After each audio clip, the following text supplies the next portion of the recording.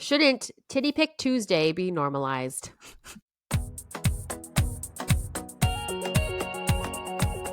Hi there, you're listening to the Kingdom Sexuality podcast. We're Alana, Kyle, and Tira, friends who have a heart for intimacy and long to uncover God's truth and design for sexual freedom within marriage. If you enjoy listening to our episodes or like our content over on Instagram, would you consider leaving a review or subscribing? It really helps. Welcome here.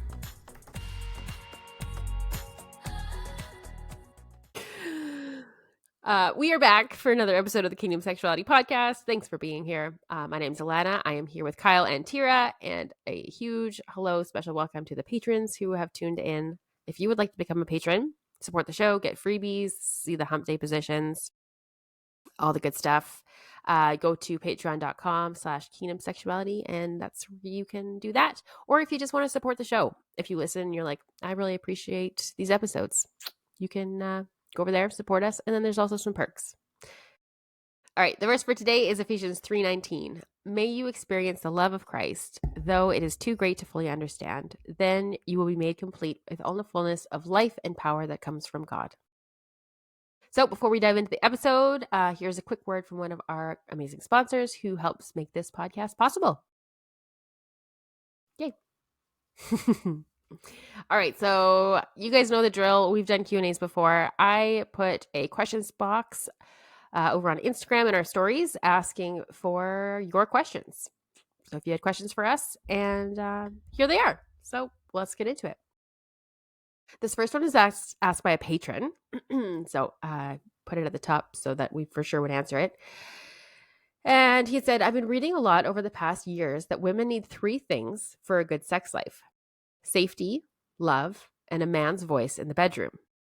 Do you agree? And can you expound on that? Especially a voice in the bedroom. Are we talking like the man needs to be vocal during the whole sexual experience? Or are we talking like he needs to have like a masculine like the presence? Say? I'm not sure. Okay. I'll address like the talking. Like, does the man have to talk?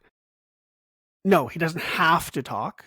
But some form of communication during sex will almost guaranteed enhance the experience for both of you. That's what I would say there. Could it be like the man, like a man's voice in the sense of like, what am I trying to say? Like he's leading the sexual experience? That's right? kind of Like how he's in charge of things. Does that make sense? Like that's kind of how I would have interpreted it to be as well. So safety, love. Yeah. Women need that for sure. I think men need that too, I would say. A man's voice in the bedroom. I wouldn't say that's the top 3 things for a good sex life for a woman. The man's voice in either of those ways, like whether communication or the leading. So what would the third one be? Safety, love. Safety, okay, love. I think I found the post this guy's talking about. So I'll read the post. Specifically about the man's voice. This person says, a man's energy sets the foundation of a relationship. A woman feeds off what he gives. If he's steady, consistent, and intentional, she'll feel safe, secure, and loved. But if he's inconsistent, distant, or careless, she'll feel unstable, uncertain, and withdrawn. Women aren't complicated. They just mirror what we receive. A woman can't relax into her femininity if she's too busy questioning your effort. So fellas, show up, be consistent, lead with love, because when a woman feels safe with you, she will give you the best version of herself. Interesting. Is that on Facebook? And then there was another variation of it. I'll quickly read. Oh, sorry, wrong one. 3 things that make your woman want you sexually. Number 1, she feels emotionally safe with you. Number 2, you make her feel that she matters. And number 3, she wants you to have a sense of purpose and direction. I like the second one better. And the first, I feel like maybe the way the first one worded it makes us women sound very simple-minded. Simple-minded, I think would be, I feel like it can kind of go the other way too. If the wife is all those things that he listed, I feel like that could be a turnoff to him too. Like you both want to function as good humans with purpose and intentionality towards each other and you both lead in different areas of your home in however you have it set up in your marriage. So if you're doing whatever your purpose is in your marriage and in your family, that's doing it well. Yeah, and I think if your marriage, like if the husband is the leader of your household and the leader of your marriage, he doesn't have to lead in the bedroom. Like, Yeah. trust me, guys, when your wife takes charge and starts leading in the bedroom, like that's a good time too. I was gonna say, especially like to the women who are like maybe the higher desire in their marriage and the husband has, less of that. To hear this, like a woman needs the man's voice in the bedroom, they might feel like, well, shoot, I'm feeling inadequate because I'm the one leading. I'm the one, guiding us through these experiences. So does that mean I don't have a good sex life? Or it could be the other way. And she goes, yeah, I would love for him to have more of an Yeah, opinion and more of a thing. So, yeah. that's interesting. Hopefully we expanded our thoughts on that. Okay. Okay. Okay, next question. Kyle, I thought you'd have good thoughts for this one. I recently joined a new team at work that's primarily made up of females. It's not often, but occasionally I'm put into situations where I'm one-on-one with a female coworker. How do I go about setting boundaries and safeguards with them as not to be tempted or to tempt them? I trust them so far, but I also trust a grenade with the pin still in. Doesn't mean I wouldn't handle it with caution. A good analogy. Right? Yeah. Okay. I also work with many females. Not I only think- with KS. I feel like we need to. Sorry. specify. In my day job, I also work with lots of females. There are 2 other males that I work with, but they work on the other side of the office and they don't spend time where the rest of us spend time. So I spend 95% of the time in the office just Okay, wait. surrounded So by women. there's 2 men. How many women? A 9. Okay. And I'm surrounded by minimum of 4 of them every day. So different ones. And so where we hang out at the office, like I'm a massage therapist for those of you who don't know or you're new here. So I'm in my treatment room for 45 minutes or an hour or however long the treatment is. And then in our break room, like doing notes, charting, eating my lunch, whatever. And in the break room is where me and all the other women hang out. Or I'm at the front desk, which all of our receptionists are women. And then on the other side of the office is the chiropractor side. We have 2 male chiropractors, but I'm never over there. And they never come to our side, really. So yeah, I spend a lot of time around women. What boundaries do I have there? I think 2 things. One, making sure your spouse is aware and keeping them informed of anything that's going on. For example, if we have a break in our schedules, sometimes we get sore too. So we'll do a swap. So I will massage one of the girls, they'll massage me. And that might be weird for some of you guys to hear that, but we're all professionals and there is no sexual aspect to massage for us, at least outside of our own personal bedrooms. So yeah, but I always tell my wife first, hey, I'm doing a swap with so-and-so. You cool with that? I always get her permission before I actually go ahead and do it.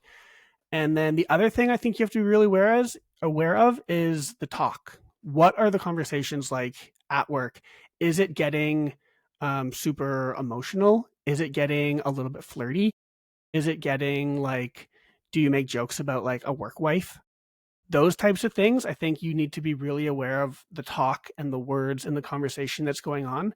And if you sense it start to go somewhere that it shouldn't, you need to shut it down or you need to, and that's a really tough conversation. Trust me, when it starts to go there, it's a really awkward thing because this is your coworker and they might not have even been realizing it, or maybe they were being really intentional about what they were doing and now they kind of got called out. So it's a really tough thing to navigate. How do you do that? Like, would you say like, hey, I just feel uncomfortable about how this conversation is going. Yeah, Can we or just like switch topics, please? Yeah, Or yeah, that, or you could pull them to the side. Like if the work wife thing is a big thing in offices these days. So if that were to come up, it's like, hey, I don't like the way that you refer to me as your work husband. Like we're coworkers. I love working with you, but do you mind if we like drop that language? Something like that. yeah. But those are my two things. One, make sure your spouse kind of knows what's going on. The one-on-one thing, I mean, if you can avoid that, I would. If you could bring a third person in, or if you're doing the one-on-one, make sure it's somewhere very public, like in an open area of the office, or you're at a coffee shop, or whatever it is. But I would say make that one-on-one time as public as possible. Keep your spouse involved, and then just watch and be very aware of the conversations and the words that are being used. And probably body language too. I Yeah. don't know, right? Like Yeah. just little things that you might not even be thinking of, but maybe if someone is craving that attention, that to them it means a lot more than you would maybe think. Yeah. Yeah. No, that's a good point. And I did really like how you mentioned be aware of if they're sharing emotional things. Mm-hmm. Because for the woman, that is a bigger deal to share emotional stuff with a man who's not her spouse or partner or whatever. And so that was a really good sign, not just the sexual side of things, but also the emotional side of things, because it can start with the emotional first. Yeah. Yeah. And this is where you really need to know yourself. So for me, I've always connected well with people, right? And that's men and women. And my whole life, my brother and I were both the same way. Our dad has been the same way. My grandpa was the same way. It's just like an ends man thing. We connect well with people.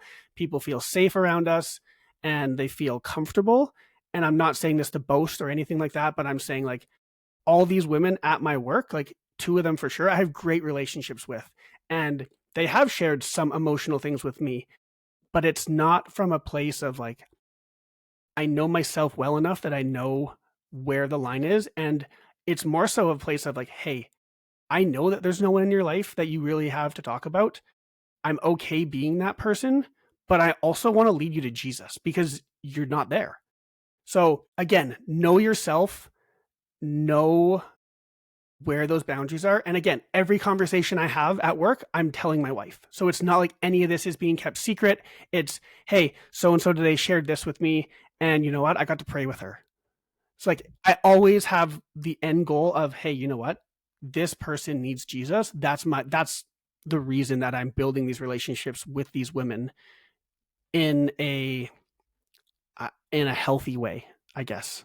I don't know. I don't know how to word this in a way that doesn't make me seem like I'm contradicting myself and going against my own rules. But No, I think it gives a good picture of like there is no black and white line of like, yes, it's, or no, it's No, never you need okay to to be quit. one-on-one. Yeah. Like, no, it's all dependent on who you are, what your past is, what your personality is, all of that. And with the emotional stuff too, like if somebody is telling you more things that are emotional that you don't feel comfortable with, or you feel like it's going across your boundaries, you can always say, hey, I think we should ask, and then bring in another staff member and say, totally. like, this is a big deal. Let's ask for some more opinions. Like that's a natural way to get yourself out of that emotional, crossing the line. Yeah. Or if you know what space. else is going on in their life, like I know one girl has a therapist. I was like, you know what? I don't really have any great advice here, but that would be something to bring up at your next session with your therapist. Yeah, it was a good question. Yeah, I know. I thought it was good. Okay. Why would my sex drive increase postpartum? I basically feel like an anomaly, and I'm wondering if that happens. I've always heard the sex drive decreases postpartum, especially with breastfeeding, but mine didn't. In fact, it went from a low or no desire to a high desire, and I feel so weird and unusual. I've never heard of anyone talk about this. It's always hearing about the low desire postpartum. Oh, Just embrace it. Love that. Yeah, I know. yeah, it would just Ask be the way. questions. No, I'm kidding. It would Ask just be questions. the way that your hormones are interacting. Like your hormones are different while you're breastfeeding, and everybody's different. And yeah, generally it's the less desire because of different things like prolactin and but obviously your body is doing it's not reacting that way, and it's not you're not broken or something's weird with you. You just, this is a good thing. Yeah. Hopefully it's a good thing. Yeah. I've heard of women who get like more in tune with their bodies after having a baby, right? It's like things that were maybe unfamiliar or places you didn't look before or things like that, that you're given more of an opportunity to explore your body, and you're just like seeing the incredible thing that your body has gone through, which is so empowering and can, yeah, totally be something that would boost your And desire. if you were low to no desire during pregnancy, all of a sudden when it starts coming back, it can be like, whoa, I've forgotten what it's like, Right. and it's sending positive feedback in your body that goes, yeah, like we want this. This is good. So it could even be from that too. Totally. Yeah. Where would you start with building a habit of spending intentional time together in the evenings? When did the prioritizing intimacy episode come out? It would have Last week. last week. So go back and listen to last week's episode because we talked about this for a good chunk of that episode. Mm-hmm. Yeah, we kind of shared our nighttime routines, and I shared some questions that my wife and I go over, and I shared our bedtime routine. So yeah, I don't know. Go back and listen to that episode. Yeah. We basically covered it. Yeah. Yeah. Something fun that Jeff and I have started to do is on Thursdays, my mom watches my kids. And so Jeff typically works from home. And so instead of like going out for a date, we're like, okay, well, we have this time. Let's do something together at home during that time if Jeff's working from home. And so we started having like happy hour on Thursdays. So it's not necessarily like with an alcohol drink, but just with like a fun fizzy drink or whatever. But we go and sit out on our deck in the backyard. And like yesterday we played crib. Like it's just Fun. like it's a scheduled time where it's like, okay, it's happy hour. So we go and we do something together. And now we both look forward to it because it's already on the calendar. So maybe it's something like that for you, figuring out what day you can carve out something and make it kind of special and do it every week. Okay. Single, but how should I in the future introduce podcasts like this to a girl without coming off wrong? Are you worried that like they're that it would be wrong for you to be listening to this podcast, so then it would be wrong to share because then it would give away that you've been listening to the podcast? Maybe be Or more is it like insinuating that you'd be having sex. Like maybe it's like, I don't want to send you this sex podcast because then you think I want to have sex with you. Maybe it's more like that vibe. I'm not sure. well, yeah, is this a guy asking the question or a Yes, girl? sorry, it was a guy. It was a guy. Oh, I was thinking it was just a friend. I was like, wow, I No. don't know why it would be wrong. Okay, I took it as like, when should I introduce these? Because I don't want to make her think like, oh, I want to like Yeah. get married and have sex with you right away. Yeah, sorry, I should have prefaced that at the beginning. When you think that this relationship might be heading towards marriage, start with our like dating episode, engagement episode, premarital episode, and then introduce the more sexual ones. I would say like no more than a month before the marriage, like go over the wedding night one, that kind of stuff. Or like, yeah, if you're engaged, things like that. Or even just like sending one of the reels that we have on Instagram. Like that's a pretty low bar. Like if there's something you're like, this is actually funny or this is actually helpful information, it's kind of like sharing without actually sharing. Like maybe, like granted, maybe they wouldn't listen if they're just like, oh cool, that's a funny reel, and go on. You can also maybe even talk about how I'm assuming he's listened to the podcast. Then say like I've learned that I've been taught purity culture things, and I really don't want that to affect my future marriage. And I found that this, like listening to and then do one of the purity culture episodes, I thought it might be helpful for you to listen to too, because there's stuff in there that I didn't think about or something like that. Mm-hmm. Yeah. In general, do you guys think that this would be like not the best podcast for single people to listen to? I don't know how helpful it would be for single people all the Yeah. time. Like thinking about prioritizing intimacy episodes or things like that, where it's like it's not really applicable to their life. Yeah, I would say there's better podcasts for single people to be listening to Yeah. than this one. Yeah. Like which ones would we recommend? I don't know what this person's age is, but I really like the Becoming Something podcast for the younger crowd. Like it's targeted at young adults. I listen to it. I would say 75% of the episodes are still applicable to me, just as a Christian, but it talks a lot about dating and relationships. Heart of Dating, Yeah, I was going to say that. fellow That Sounds Fun podcast. They are really good, and they would probably be the best singleness / dating podcasts for Christians that I would say is out there. And they would cover a lot of the same things that we would, just in the frame of being single. So yeah, that one would be my Totally. recommended one. You can listen to our interview with them. That'd be a good episode. I think it was like I'll find it here. 130. Episode 130. Go listen to that one. That's a good episode of this podcast. And then you can go get more of them on their podcast. Okay.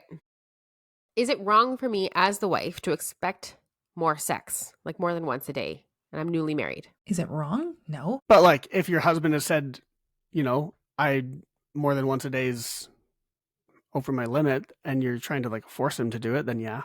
Yeah. Yeah. Yeah. It's not wrong to have an expectation of wanting sex more than once a day. No. Maybe more than once a day every day, that might be a little much. I was going to say, yeah. But just because, like, there's a note here that says newly married. So just because you're newlyweds doesn't mean you guys got to be doing it like 3 times a day, 8 days a week. Yeah. I think so no, it's not wrong to expect it. No. But if you're like trying to like push your husband onto it, then yeah, maybe back off and have a conversation. Yeah. How often do you want to have sex? What's your, right? Just like having those conversations. What do we do if you want to and I don't, right? Like the basics of like having those sexual conversations, which as a newly married person will just set the rest of your marriage up for success. Yeah.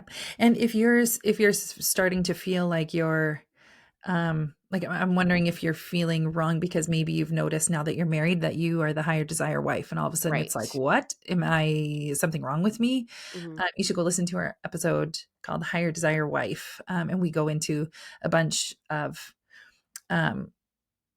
things that you can think about and things that you two can both talk about. That one would probably be a really good episode to listen to and work through with your husband. And then if you're still stumped, you can check out our Newlywed Guide, where we have tons of conversation prompts and questions to ask and solutions to common problems. Even a sex challenge just for newlyweds. Yeah. I forgot that's in there. People really know that. Forget that's in there. I know. Sneaky perk. Mm-hmm. All right. How to navigate losing attraction for your partner because of body changes, voluntarily or not voluntarily. Yeah. I wasn't sure about putting this one in because I know we want to do an entire episode on it one day. We also had Josh Spurlock talk about this in episode 189, I want to say. He's a counselor.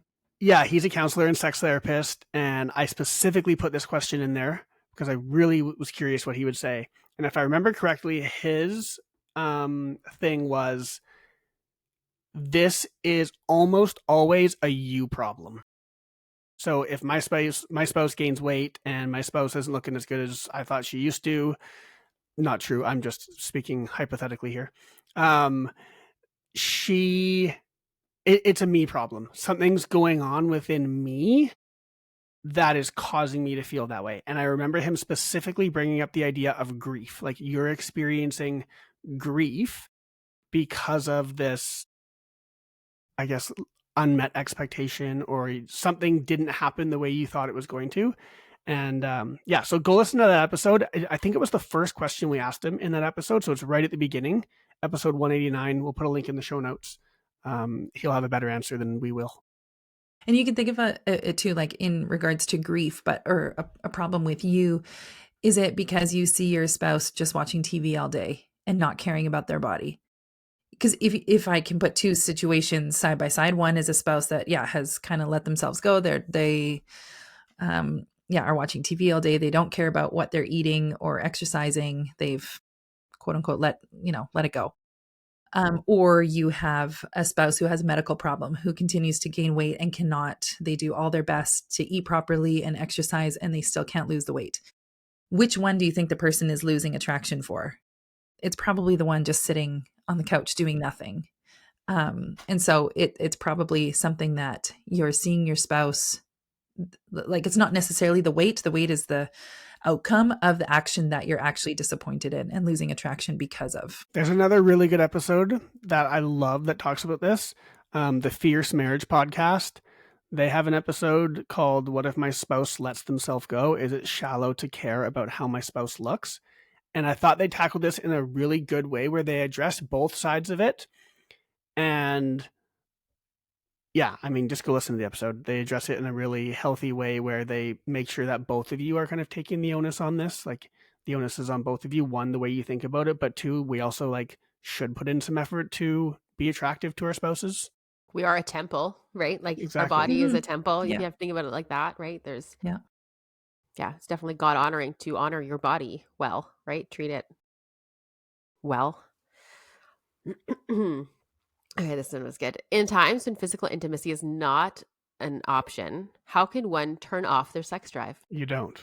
I was gonna say you can't, but I love that that's what they were just like, where's the off switch?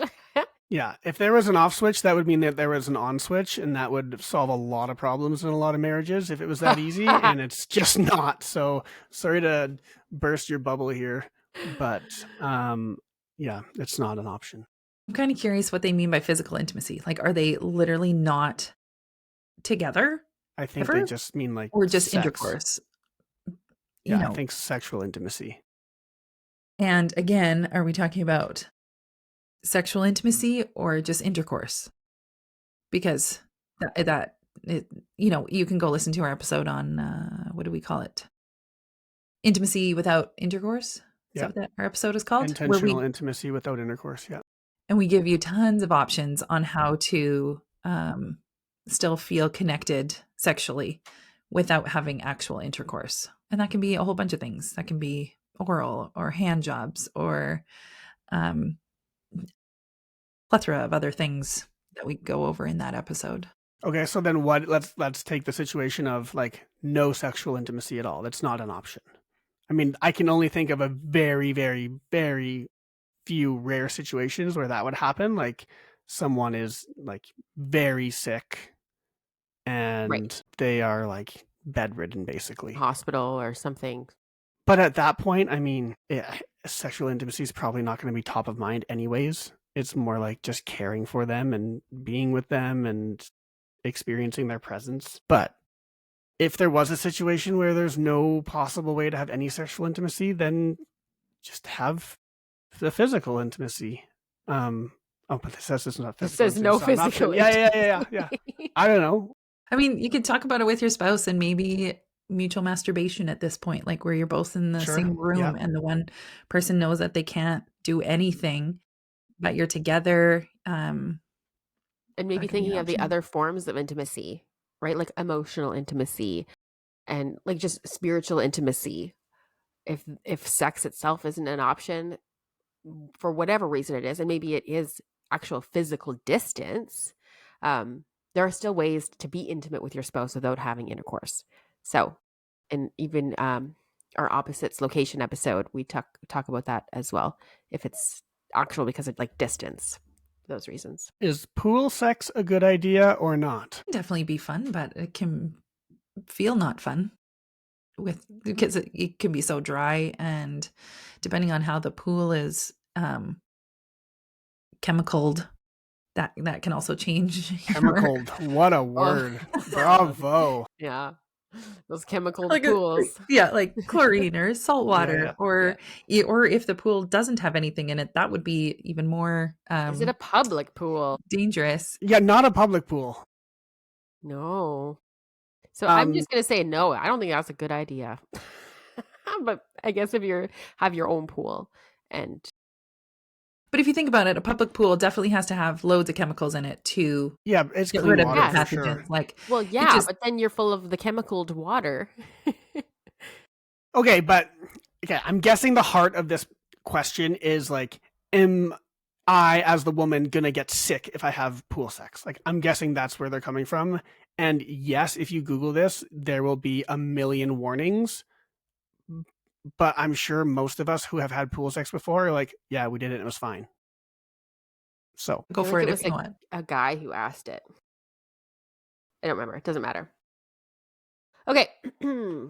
How to explore sex as newlyweds who waited. What are some easy positions? I feel like we kind of touched on this with our newlywed missionary is an easy position.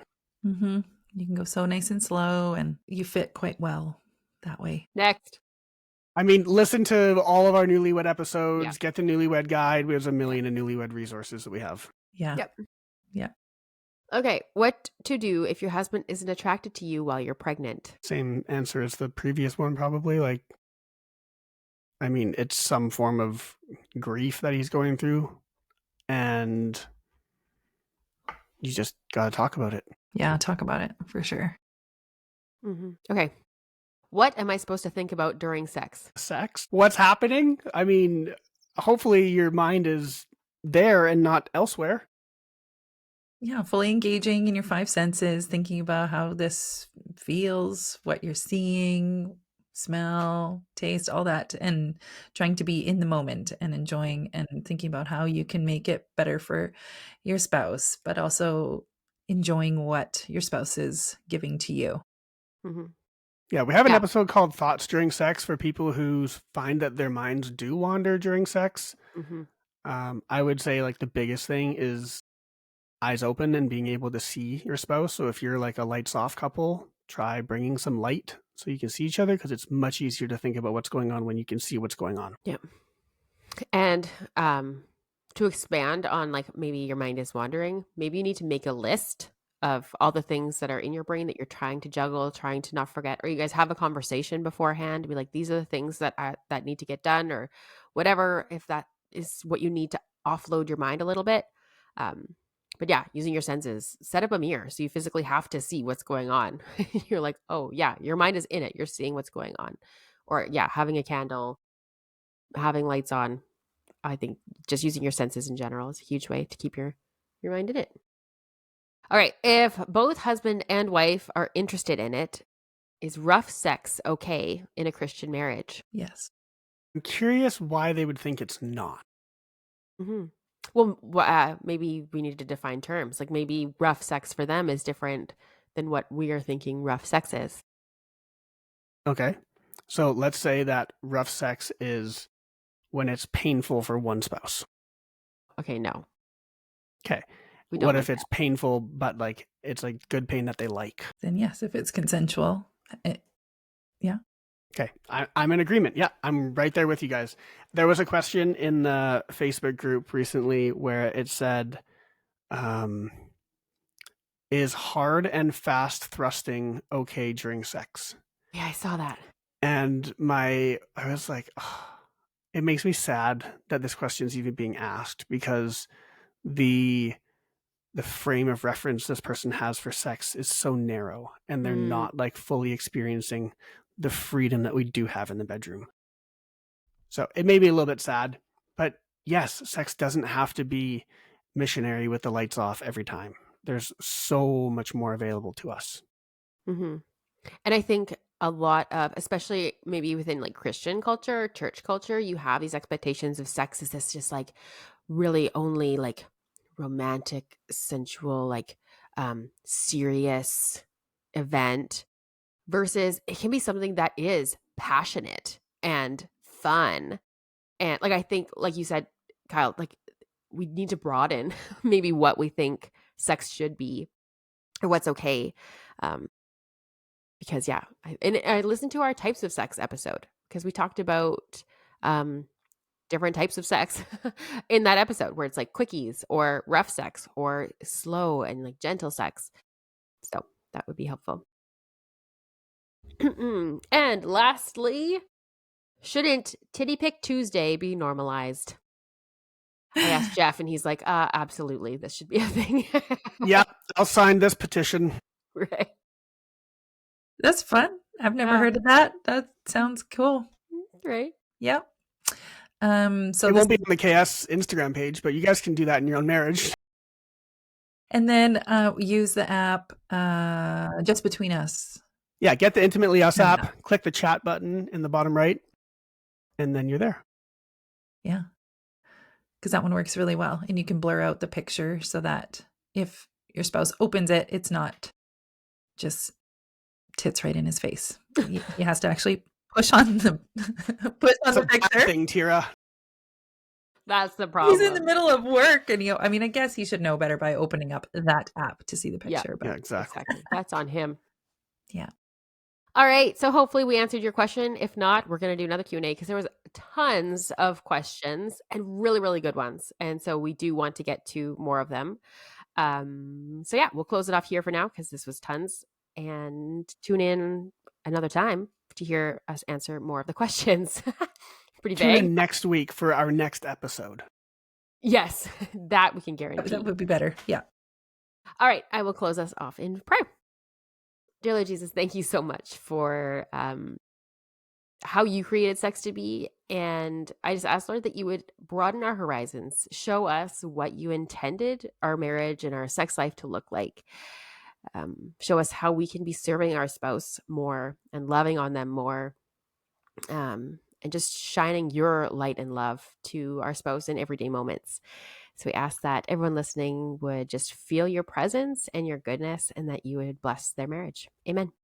Amen. Hey friends, thank you so much for listening to today's episode. If you like our content, please like, review, and subscribe wherever you listen to your podcasts, and tell your friends too. Thanks so much for journeying with us today as we tackled the hard questions and dive deep into godly intimacy. Make sure you follow us on Instagram to see more of our content, and check the show notes for any links we might have mentioned in today's episode. We're so grateful to be on this journey with you, and we can't wait to see you in the next episode.